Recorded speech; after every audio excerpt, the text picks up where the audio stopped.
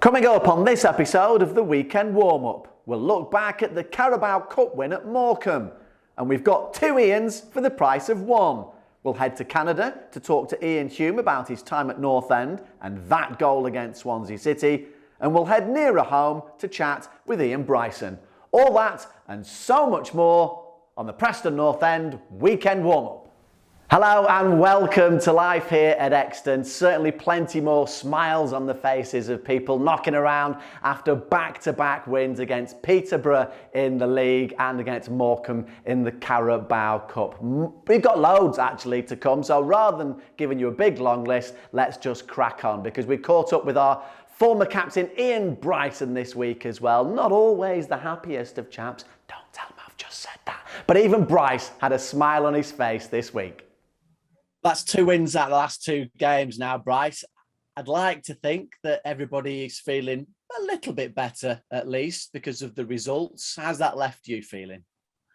I must admit, the last two games have been really good, to be honest. The opening game against Hull, I was and it was disappointing to say the least. I think Hull were more organised on the day, and to be honest, the disappointing thing was I think they looked as if they wanted it a little bit more, which is sad to say really in your first game at home and the season, fans back as well. So then another couple of disappointing results, but on Saturday I thought the attitude of the players was first class. They worked their socks off. I'm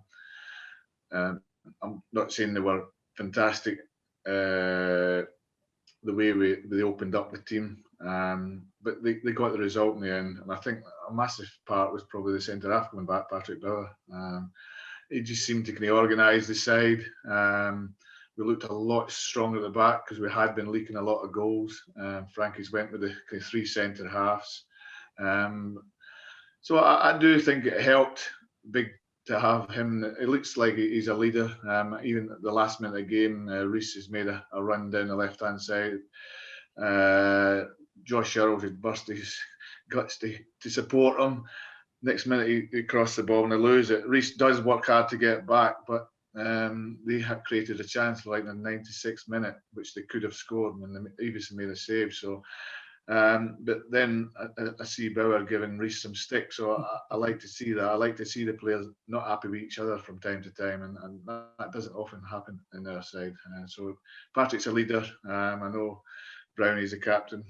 Johnson was captain on the day, but much more positive signs for me. And then another good win midweek when Morecambe knocked out Blackburn in the previous round, so that was a big win for them. And to go there, he did mix up the side a little bit, not too many changes, but come away with a 4-2 victory, so it's all positive.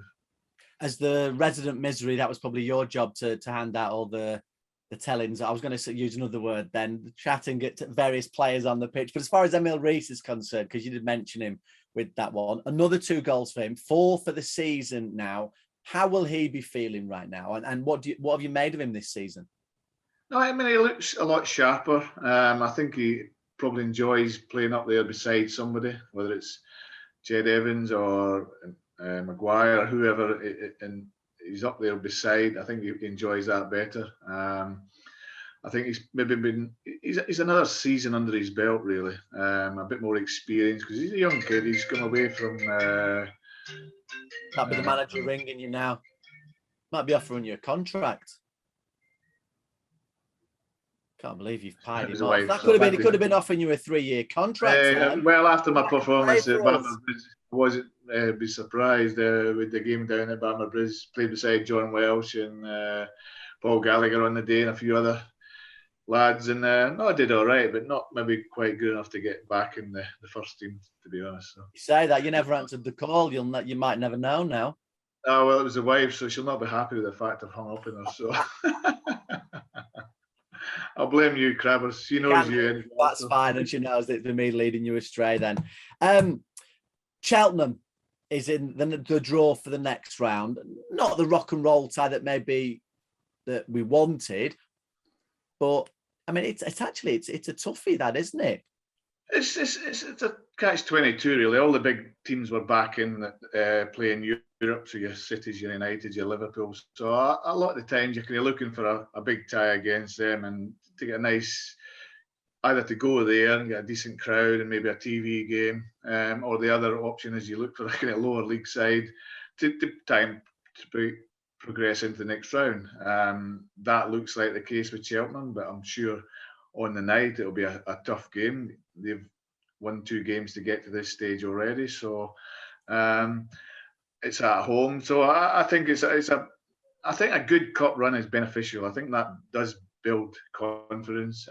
It keeps that. I mean, hopefully we can get a decent result against Swansea on Saturday, and then, as I say, I think we've another midweek game, and then it's round about 20 of September, the next round of the cup. It's the week beginning, that, isn't it? Yeah, so it's a chance to progress, and that's without any disrespect to Cheltenham. So it's a great chance to get into the next round, and then you're not so far away from Wembley after that. I think we're in the last 32 now. That'll take you down to the last 16. So a lot of things can happen once you get into those stages. So teams from the lower leagues have got to finals before and done well. So just a second, Ian Bryson says P&E going to Wembley. Got it. You heard it here first on the weekend warm-up. Well, we'll hear more from Ian Bryson later on in the weekend warm-up, but first of all, let's show you some goals, and 4 of them came in the Carabao Cup win during the week against Morecambe. Preston North End have enjoyed Carabao Cup success in recent seasons. Will that continue in front of a packed away end tonight? Almost 1,800 tickets sold, the full allocation snapped up within 48 hours for Preston North End. Story carrying the ball out of defence, gives it into Vandenberg. Vandenberg with a loose pass into the midfield, but Ledson on his toes to get it. Played forward from Johnson. Emil Rees in one-on-one, slots it past the keeper, and Preston North End lead inside the opening 7 minutes. The away end goes ballistic. Emil Rees with his 3rd of the campaign opens the scoring. It's Morecambe 0, Preston North End 1. Oh, fantastic finish. One-on-one, you've got time to think about it. He had 2 or 3 touches, took it just inside the box and coolly finished. Great finish from him. It is just a case of, I suppose, sometimes being patient and waiting for that to be rewarded, as Rees is in behind here. But Lavelle sees him up, spilled by the keeper. Rees picks it up, and it's in the back of the net. Preston North End with a 2nd on the night. Emil Rees with both of them.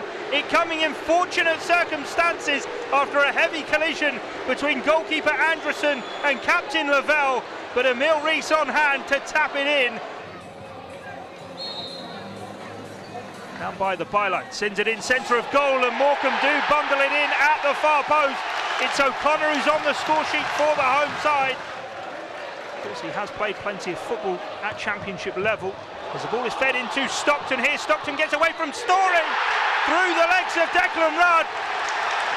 And Morecambe's red-hot man finds the back of the net once more. And out for a throw. 20 yards from the corner flag on the right wing for North End. Rafferty into Johnson. Johnson finds Maguire on the edge of the box. Tries to turn away from Diagaraga. Finds Rees. Rees sets it up for Ledson. Pick that one out! Wow. Ryan Ledson with a blockbuster for Preston North End. He sets the away end off. That is a terrific strike from Ryan Ledson. 25 yards out. First time, top left corner. It's Morecambe 2, Preston North End 3. Once again, wow, what a strike from Ryan Ledson. Right-footed, right in the angle of the goal. No goalkeeper was going to stop that. Phillips, along with Stockton, one of the real danger men within the Morecambe ranks, on loan here at the Mazuma from Burnley. As North End come down the left-hand side, Cunningham down by the byline, feeds it across goal, Vandenberg's there! In front of the away end, Hugo Potty, and North End lead by 4 goals to 2. Seb Vandenberg with his first goal for the club. He won't get an easier one, and much of it due to the hard work by Greg Cunningham. Down the left flank, fed it across the goal line, and they're coming in at the far post. Seb Vandenberg makes it Morecambe 2, North End 4. We are into the final 10 seconds of the added time, and in fact we won't play anymore. The full-time whistle sounds at the Mazuma Stadium, and Preston North End eventually have a safe passage into the third round for a fourth consecutive season. 4 goals for Preston North End, 2 for Emil Rees, a world-class effort from Ryan Ledson, and Sepp Vandenberg adding the gloss late on. It's finished here this evening at the Mazuma Stadium on I Follow PNE. Morecambe 2, Preston North End 4. We were asked tonight to go and win the game. That's what I asked the players. That's what we need to do. You know, we won on Saturday.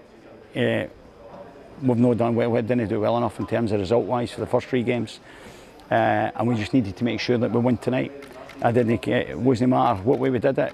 I knew it would be a tough game. I think it just obviously bounced to me off a meal, and I've struck it well, and so luckily enough it's gone in the top corner. One of the best in your career, if not the best. Yeah, well, it's definitely up there, yeah. Especially in front of the away fans as well. It was a great finish. I thought they were brilliant. I think they never shut up all game, which is exactly what we want from them. And hopefully they can take that into the game against Swansea, Deepdale. Our players were asked questions tonight at 2-2. The momentum swing could easily have went against us, but they've stood up and they've answered the question. And I'm delighted with that, because I thought it was a fantastic goal for Ian Ledson. Worthy to win any cup tie. And the 4th goal's an icing in the cake, but it was a great move. Good one-touch stuff, split the defence, get Greg down, 1 wing back, and Sepp comes in and scores the next one, which puts the game to bed at 4-2.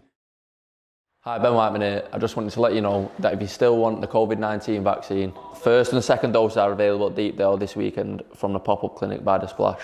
It's open from 11 AM on Saturday morning to those who are eligible. Full details can be found on pne.com.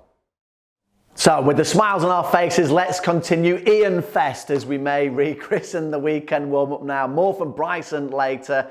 Let's start the 2-parter with Iain Hume, the former striker who loved his time at Preston North End, gone back out to Canada now, so that's where we'll start. What is he up to, Mr. Iain Hume? So here we go, another player who is across in Canada. It's Mr. Iain Hume. How are you? What are you up to?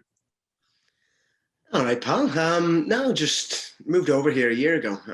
Obviously, everyone knew the playing career was coming to an end as I got older and stiffer and struggled a bit with the pace of the game. No, just moved over here originally for a job with a local team to be head coach and technical director. COVID hit.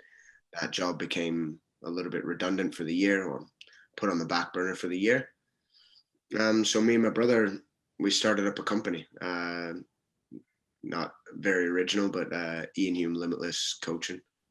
Obviously play off the name a little bit, but we do fitness and do soccer coaching, football coaching. So been over here a year. That's not gone as smoothly as we'd have hoped. COVID and lockdowns makes it near impossible to run things, and with all the restrictions. But we've took over our local team, Woodstock Soccer Club. So we've taken over the men's team here, the top team in the club. So fingers crossed for Woodstock FC and everything that goes with that. I'm sure that people can find them online. And I know that you're on social media as well anyway, so they can find you on Twitter and what have you. And they'll probably want to talk to you as well about your time at North End. So a good chance to ask you about that. How do you look on it? Is it possible to look on it as a whole, or do you just take that bit and forget that bit? Obviously, there's separate times which were different feelings. Never wavered how I felt for the club. Like when I come in on loan, a club takes me on loan because circumstances when I was at Barnsley, I wasn't getting a game. So Darren Ferguson brought me in, and until Phil Brown got sacked, even with the relegation added in there, I loved it. And I'm not saying I loved it and I was accepting of the fact we got relegated, because you could see it on my face. I bloody wasn't. But I loved the atmosphere. I loved the training. I loved the fan support. I always had great support from the fans, and the North End faithful know how I feel about them. I show this every single time I see them. And it just hit a massive, I'd say, hurdle. It's not quite a hurdle, but as soon as they appointed him, it was it was downhill. The atmosphere changed for me. The atmosphere changed for vast majority of players who weren't his players, and it was tough to be involved in. Well, let's talk about probably two. I know there were more than two highlights for you at North End, but possibly the two most memorable ones. And one of the early games when you came to North End was the game against Leeds United, which is one of the craziest, best, magical, incredible games ever. Madness, I think, is the only way to put it. Like, that week was insane for me because I literally signed on the Thursday. We played Coventry on the Saturday. I scored. Yeah. And then we played Leeds on the Tuesday. And it was just carnage.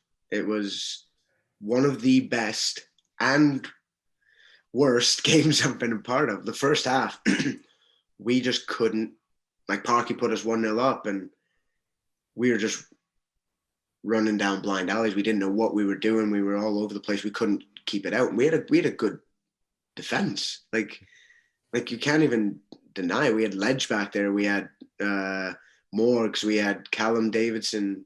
But that was it. Like, you look at our back line and you think about, honestly, about Preston top defenders over the last 15 years. You're gonna throw in Billy Jones, Sean St. Ledger, Callum Davidson. They're going to be in, whether they're in the top, I don't know, but they'll be in the conversation. They were playing that game. Lonergan, possibly the best keeper that's been at Preston in the last 25 years. Like, we had a good team and we just couldn't keep it together. And every time Leeds attacked, the Leeds scored. And fortunately for us, and if he didn't do it just before half-time, the game could have gone completely a different direction. It could have been double digits. That was the type of game it was. But just before we went in at half-time, Parky scored and brought the game back to us a little bit. So 4-2 at half-time wasn't a bad one. But then second half, because we scored just before half-time, we came out with such belief. It was an absolute hiding to nothing for them in the second half. It was every time we got the ball, we thought we were going to score. And obviously Parky gets his third. Keith Tracy scores off a corner kick, which question marks around the goalkeeping. But then penalty, and Callum's bangs his in, which I think Parky should have had on the pens because he was on a hat-trick. But I understand if it was Greza, there's no way Parky's getting it, so nobody questions that. But then, yeah, so Parky scored what was it? Keith scored the third from the corner. Callum scored the fourth. Parky scored the fifth. And I scored the sixth from back post header. And it was the best part for me. Okay, the fans were incredible. But if you watch every highlight of the goals and you see there's a where the tears go up in the stands, my parents are stood right there. So they'd flown over. And they'd flown over to come watch the first game when I played Colvin and they came to Leeds. And every single goal, they were stood on the highlights. Every single highlight you watch, they're stood right there, right at the front, and you can see them. So for me, that was just, it made that night even better because it was miles before COVID, so there's no excuse for them not having fans. Ellen Road's a tough place to go. The fans get behind them all the time. But that old song, the old 4-1 and you effed it up, was ringing through the North Enders' ears, and it was amazing. It was genuinely one of the best nights of football I've been involved in. Right, let's get back to life here at Exton and look ahead to the visit of Swansea City this weekend. We'll hear from Sean Maguire in just a moment, but let's start off by hearing from our head coach, Frankie McAvoy. Certainly plenty of positivity around after those back-to-back wins and hoping to get 3 in a row against Swansea City. Thankfully, we've managed to win 2 in a row and looking forward to the game on Saturday, which will be a tough game. Swansea, I think, similar to ourselves, lost. I think they've managed to pick up a draw right enough in the previous 3 games, but they won on Friday night against Bristol City, and they won their cup game as well. So similar situations to ourselves. Russell's went in there and he's done really well. You can see him trying to get them to play, and it'll be a really, really tough game on Saturday. They had a good four goals in the cup the other night as well, similar to ourselves. And I'm really looking forward to a good competitive game, and hopefully we can do the business. That's what we're tasked will try and be. There's always belief within the squad, the qualities that everyone possesses, and the quality we have in the dressing room. It can be sometimes difficult, obviously, when you lose a few games, heads drop, but it was really important last weekend, winning that game. It's good to see, obviously, Pat coming back. I think these last 2 league games now, I think he scored 2, which is great for him, great seeing him back as well. So hopefully we can bring that confidence into the game on Saturday. They do risk the ball, and when you risk it, then you obviously leave that option open for you to maybe pounce on it and win it back, high up the pitch, to try and create opportunities and chances. The good thing about us is in terms of creating chances and having shots at goal, we're in the top 6 in the league for that, which is good. And we'll try and do the same on Saturday. We'll be aggressive, we're at home. I think we did that really well against Peterborough on Saturday, and we'll look to try and do that again. And hopefully, Lady Luck shines in us and we manage to get a positive result, but it'll be a tough game. It's another big game, especially going into the international break. You want to go into, with a few days off during the break with 3 points, again on the board. This weekend we are supporting the Cancer Deadline Day campaign, which aims to raise funds for 6 cancer charities. P&E supporters can donate via text using the details on screen now, or you can scan the QR code in this weekend's matchday programme or on the posters around the concourse of the stadium. You can also donate via Just Giving. You can find the link and more details on pne.com now. See you on Saturday. Right, let's get back to the Ians. Bryson later, Hume first, because as Swansea City are the visitors this weekend, you may remember that wonder goal that he scored against them almost a decade ago now, and if you don't, you soon will. As he gives it Preston's way. Hume here, holding up the ball well, trying to get away from the defender. He's doing really well. Hume still going in towards the penalty area. Iain Hume, can he finish it? He can! What a goal! Iain Hume with a fabulous strike, and Preston North End will surely claim victory here at Deepdale. I know that 2010-11 season ended ultimately in relegation, but I'm literally just thinking out loud now in terms of 10 years ago has flown by, but it is Swansea City this weekend for Preston North End, and still people remember that game when you scored penalty quite early on and then just decided to recreate Pele's goal from escape to victory. It was incredible because we did that all season. Like, that was so frustrating to us. Is Swansea were the best team in the league. Swansea were a joy to watch. Horrible to play against, but a joy to watch. And when we pretty much condemned ourselves to going down, like we knew we were very close to going down, and we obviously you don't accept it, but having to win every game and hope other teams lose games makes it obviously near enough impossible. So playing against Swansea at home, we were expected to lose because we were the team down near the bottom, and Swansea were high flyers and they had an incredible team. But we just went out. It was a weird one because we went out and we got the pen early on, and right in front of their fans, because they'd nearly filled the away stand, and right in front of their fans, we shut them up. But then the second half, it was just a weird one. I was full of confidence anyways. I was playing. I'd been out with my head injury the year before, a year and a half before.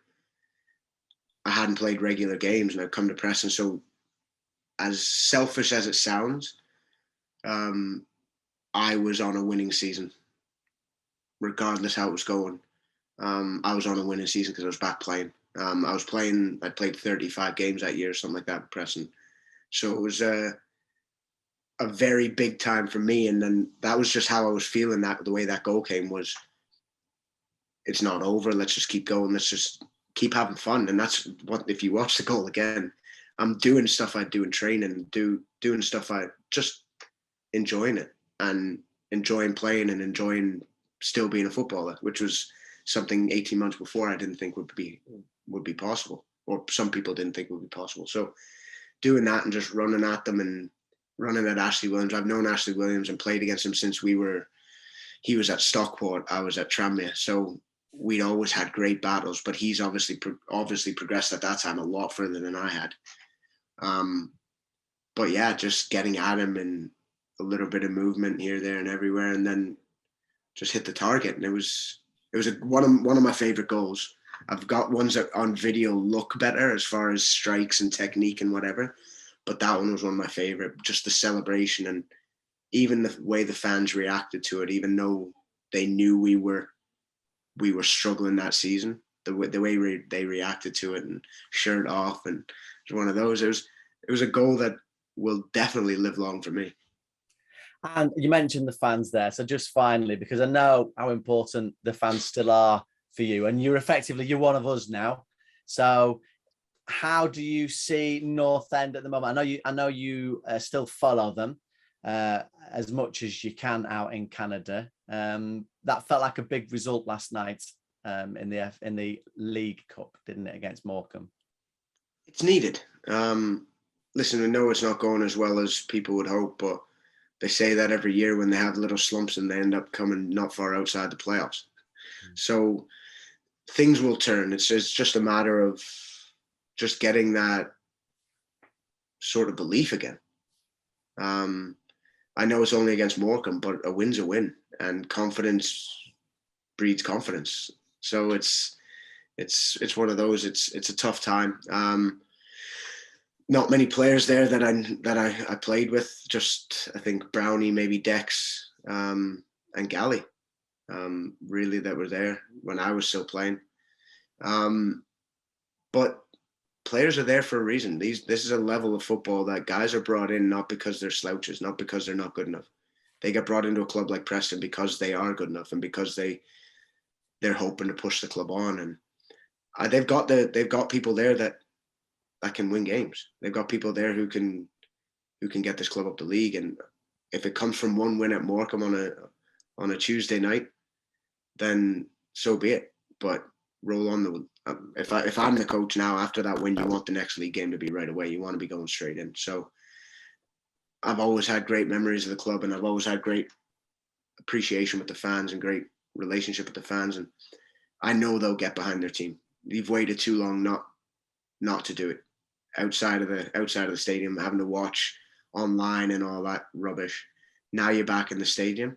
Just enjoy it. Like, give them everything you've got, because I know they're going to do it for you. You might not believe they are, but there's very few footballers I've met in 25 years who don't give their all for the club and for the shirt. So understand that they are trying. It's tough times for them as well, but with you behind them, the only way they can do is get better. They're not going to get worse if you guys get behind them. Stay in touch, Hume, and when you do make it back across this side of the Atlantic, you are always more than welcome at Deepdale. You know that. Will do for sure, pal. Right, one final interview to come. It's the second part of our chat with Ian Bryson. But if you haven't got your tickets yet for the visit of Swansea City this weekend and you want to come along to Deepdale, you can turn up and buy them at the ticket office before the game. Or if you want to save a special seat and make sure you've got it, then go to mypne.com and buy them online. If you are coming, then the fan zone is open from 12 o'clock and we've got live music again to entertain you, chat with your mates, and you can also do that after the game as well if you're not in a hurry to get away. Right, one final chat, the second part of our conversation with Ian Bryson, looking ahead to this weekend's visit of Swansea City.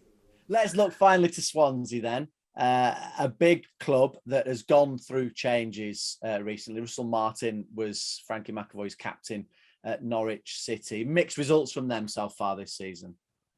Yeah, I think they're probably a similar start to ourselves. I think they may have 1 point more than what we have currently. But it's another home game. We've had the 2 back-to-back wins, so our lads should be a little bit more confident. I know we've had 1 or 2 players out through COVID. Whether they're back for this weekend's game, I'm not quite sure, but I'm sure the lads that started last week deserve another opportunity to perform from the beginning. So whether Frankie makes any changes, I'm not quite sure. It will really depend if there's any injuries picked up midweek. But that side deserve to start again. They worked their socks off last week. They got the result. Probably should have been more convincing. We had quite a few chances on the day. But a win's a win. So we start building blocks. We've had 2 games in a row now. We just need to not lose and keep building this momentum and keep going, because it's a tough league. It's just amazing. You have no wins, and then suddenly you get 3 points, and you jump up quite significantly. So, and there's big teams down there like Forest, Sheffield United, who are really struggling at the moment. So, it's important you do pick up points in your home games. Swansea will come. I mean, they're not so long out of the Premier League. That my phone's causing chaos here. That's an update for Sky Sports. So that's a fine. I'll tell you what that is. That's a fine. Whether that's the official signing or I've been signed, I'm not quite sure. It's probably more an update on the cricket, no doubt. So, no, I think it's a great opportunity for Preston to win the match, really. Swansea won't be easy. They're not long out of the Premier League either, and you say they're going through some changes in themselves. So, it's a team. It's a game we can win. I think the biggest thing is we don't lose it, basically. So just finally, I said just finally, but just an update there. So number one, your signing has just been announced. That's official. It's a 3-year contract for Ian Bryson. Kirsty has texted to say my dinner had better be on the table. Tell him when I get in. And good luck on Saturday. We'll see you at Deepdale. So why she got your number, Simon? That's another question now. I can't hit it's breaking up the picture. It's gone. It's gone. No worries, mate. Sorry, it's Thank gone. you very much. Gone. Lost him. I've lost it. I think we got away with that, Kirsty. And that's it for this episode of the Weekend Warm-Up. Keep those photographs coming in of wherever you're watching around the world. We'd love to see a picture of you, either in front of your telly or with your North End gear on or wherever you want. Keep them coming in, media@pne.com. Don't forget, all the way through the week, 24 hours a day, 365 days a year. Go on to iFollow PNE for all the interviews that we've done during the week, and that is the place to go when the match is on if you can't get to Deepdale. That's it. See you soon, and come on, you Whites! I sound like a pirate.